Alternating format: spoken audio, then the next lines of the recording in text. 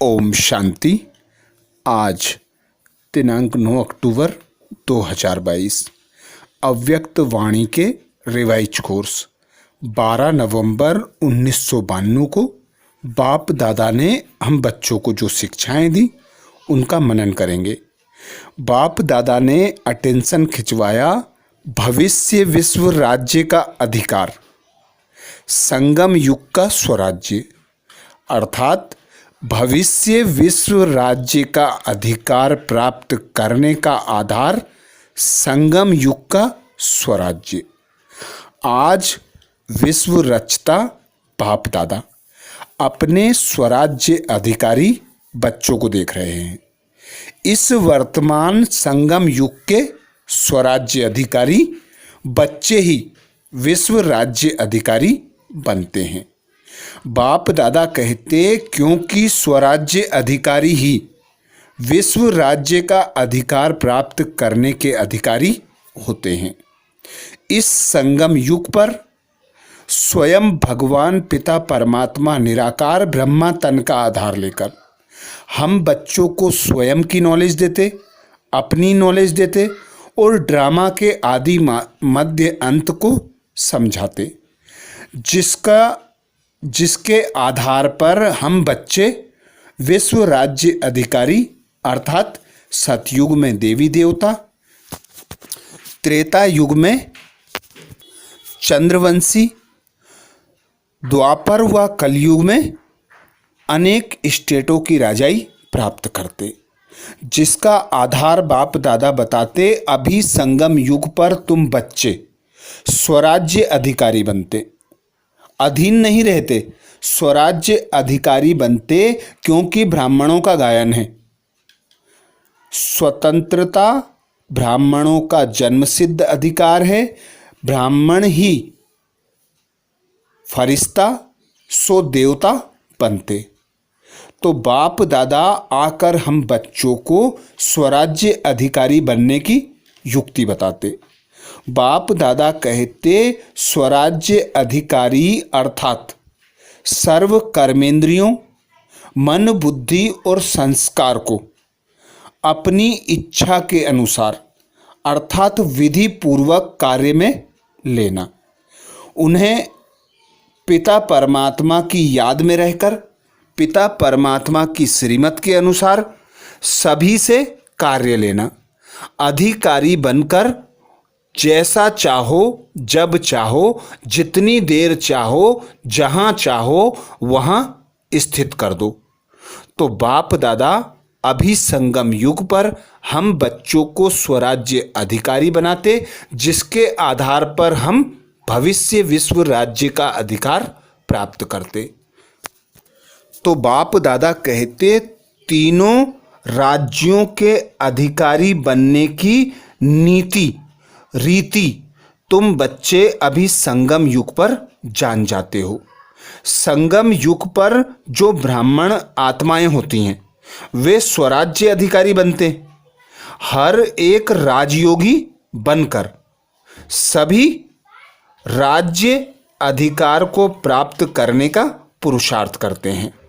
तो बाप दादा कहते अब तुम बच्चे पुरुषार्थी नहीं हो, अधिकारी हो। सदा स्मृति रहे कि कल्प कल्प हमने यह अधिकार प्राप्त किया था। जैसे राजा सेवा में साथियों को, प्रजा को जैसा आर्डर करते, उस आर्डर से, उसी नीति से साथी व प्रजा कार्य करते। अभी संगम पर स्वराज्य अधिकारी आत्माएं जो होती हैं वे अपनी योग शक्ति के द्वारा कर्मेंद्रियों को, मन, बुद्धि, संस्कार को अपने आर्डर अनुसार चलाते हैं। तो बाप दादा कहते संस्कारों के वश नहीं होते, लेकिन संस्कारों को अपने वश कर श्रेष्ठ नीति के अनुसार कार्य में लगाते हैं। तो स्वराज्य की नीति मन, बुद्धि, संस्कार और सर्व कर्मेंद्रियों के ऊपर स्व अर्थात आत्मा का अधिकार। तो बाप दादा यही श्रीमत देते कि अधिकारी बनकर रहो, न कि अधीन होकर। क्योंकि अधिकारी बनते हो तो बेफिक्र बादशाह, बेगमपुर के बादशाह हो।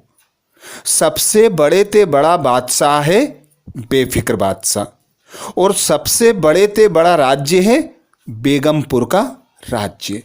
तो बाबा हमें आकर बेफिक्र बादशाह बनाते, बेगमपुर का बादशाह बनाते।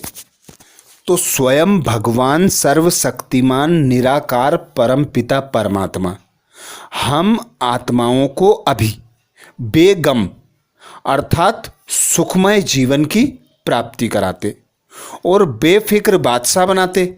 बेफिक्र अर्थात सर्व जिम्मेवारी अपने ऊपर ले लेते। बाप दादा हम बच्चों को कहते, पूरा पूरा तन मन धन समय संकल्प सब कुछ मुझ पर अर्पण कर दो। तुम अधिकारी बनकर, बेफिक्र बादशाह बनकर, बेगमपुर के बादशाह बनकर रहो।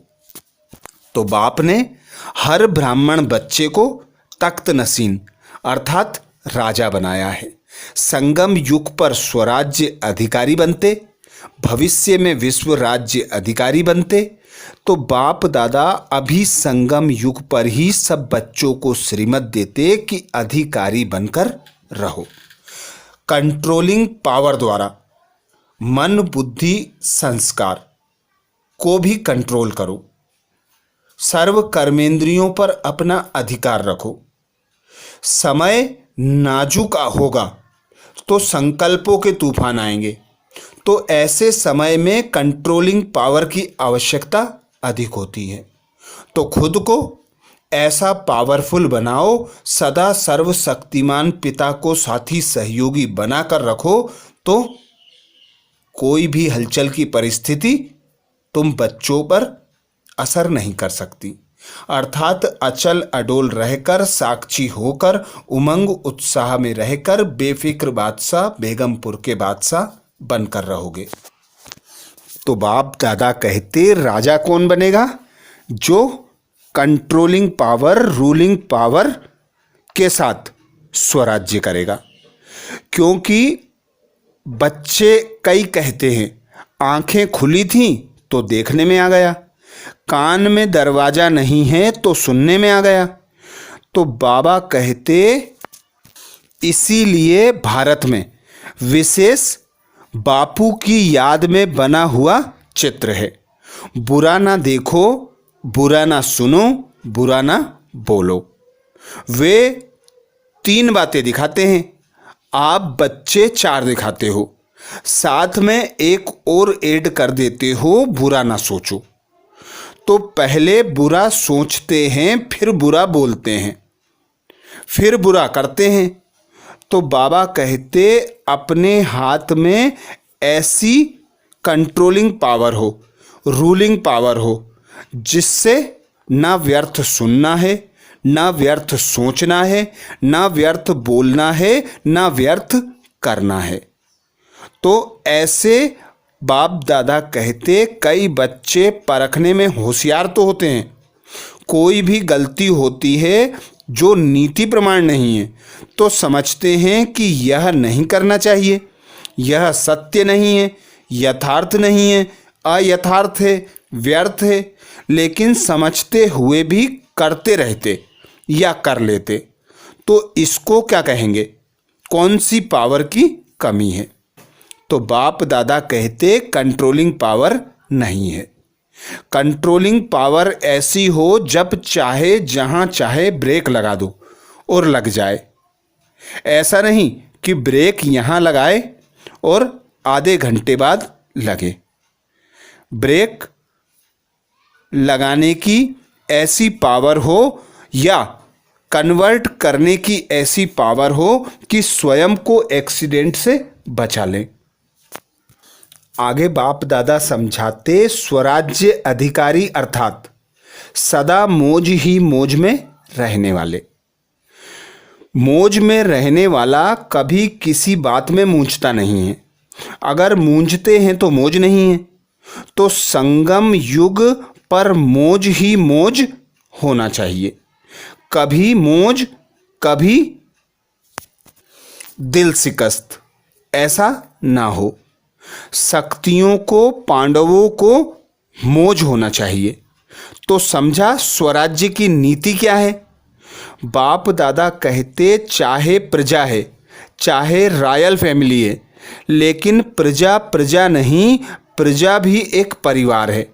यह नीति चलती है सतयुग में, जिसे परिवार की नीति कहा जाता है। राजा कहलाते हैं, लेकिन राजा होते हुए भी परम प्रिय पिता का स्वरूप है। परिवार की विधि से राजनीति चलती है। चाहे राज्य कारोबार भिन्न भिन्न हाथों में होगी, लेकिन परिवार के स्नेह की विधि से कारोबार होगी। ऐसे नहीं कि राजा के पास बहुत धन दौलत है और प्रजा के पास खाने को नहीं है। द्वापर कलयुग की राजनीति में लॉ एंड ऑर्डर चलता है, लेकिन विश्व राज्य देव राज्य के समय यह नीति नहीं चलती। लॉ नहीं, लेकिन स्नेह और संबंध संपर्क की नीति चलती है। कोई भी आत्मा दुख शब्द से अज्ञान होती है। जैसे इस संगम पर स्वराज्य के समय भी ऐसा होता है। आपको बाप दादा किस नीति से चलाते हैं? स्नेह और श्रीमत की नीति से। श्रीमत पर चलते रहते तो कोई भी सख्त आर्डर करने की आवश्यकता नहीं है। अगर नीति को भूलते हैं तो स्वयं को कलयुगी नीति में चलाते हैं।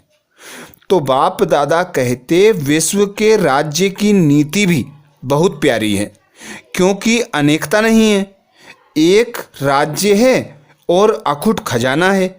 प्रजा भी इतनी संपन्न होगी कि आज कल के बड़े बड़े पदमपति भी उनके आगे कुछ नहीं है।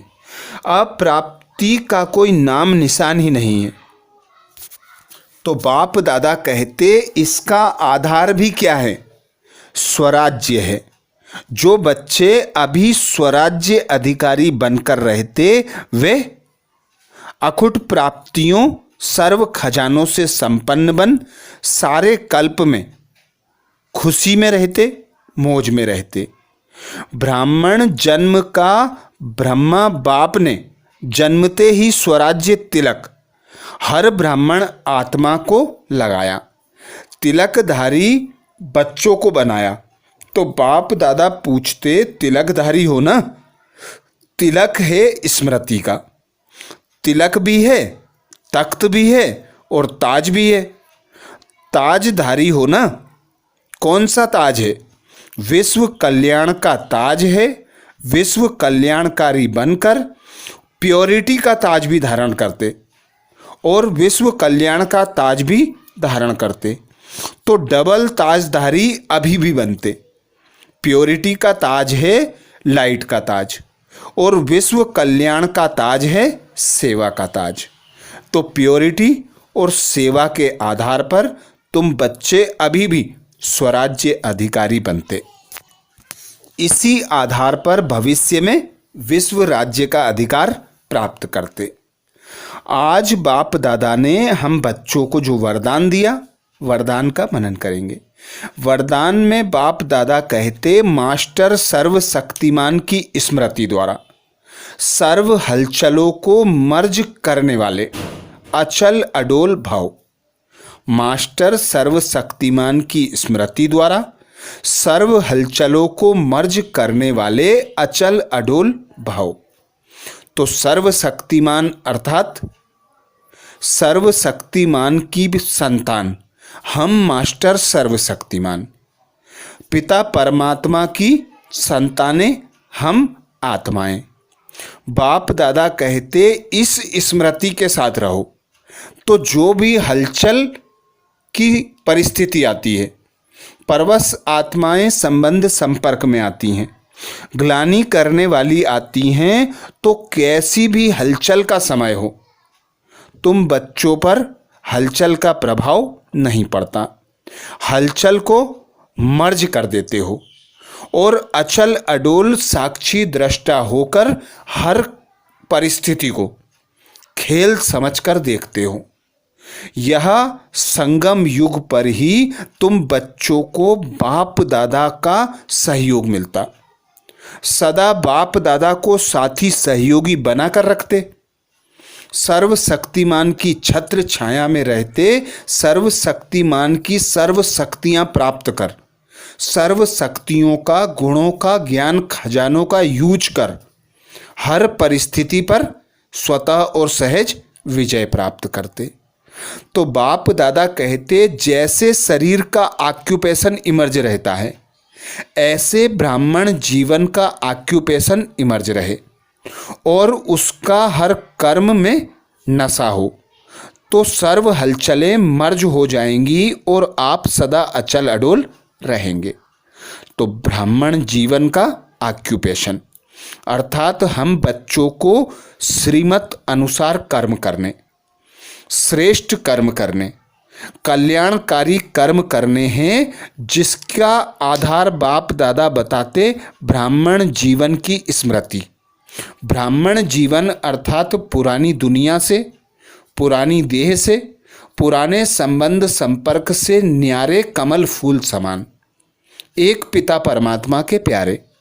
तो जिसके साथ सदा पिता परमात्मा निराकार है, सर्वशक्तिमान है, तो वे सदा सर्व शक्तियों से भरपूर हैं, सर्व शक्तियों का हर परिस्थिति में प्रयोग कर अचल अडोल रहते हैं।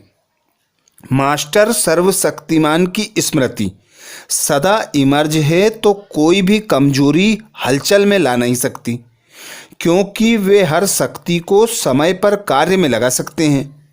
उनके पास कंट्रोलिंग पावर रहती है, इसलिए संकल्प और कर्म दोनों समान होते हैं। अर्थात वे ब्राह्मण बच्चे व्यर्थ से सदा मुक्त रहते हैं, जिस कारण समय और शक्ति बच जाती हैं और हर परिस्थिति में स्वयं को शक्तिशाली बनाकर उन परिस्थितियों में अपनी कमजोरी को मर्ज कर देते हैं और उन पर विजय प्राप्त कर लेते हैं। तो अचल अडोल रहने का आधार बाबा बताते ब्राह्मण जीवन की स्मृति, सर्वशक्तिमान पिता के साथ की स्मृति, मास्टर सर्वशक्तिमान की स्मृति, यही अचल अडोल बना देती है। स्लोगन, नाजुक परिस्थिति में घबराने के बजाय उनसे पाठ पढ़कर स्वयं को परिपक्व बना लो। नाजुक परिस्थितियों में घबराने के बजाय उनसे पाठ पढ़कर अपन स्वयं को परिपक्व बना लो। बाबा कहते अंतिम नाजुक परिस्थितियां और विकट आनी हैं। पांचों तत्व विकराल रूप धारण करेंगे, पांचों विकार अपना विकराल रूप दिखाएंगे, आप बच्चों पर वार करेंगे। तो ऐसे समय के लिए अभी जो छोटी मोटी परिस्थितियां आती हैं, उन परिस्थितियों से पाठ पढ़कर पक्के बन जाओ, परिपक्व बन जाओ, कि अंत में अचल अडोल रहकर हर खेल को देख सके। तो ये थे बाप दादा के महावाक्य। अच्छा, ओम शांति।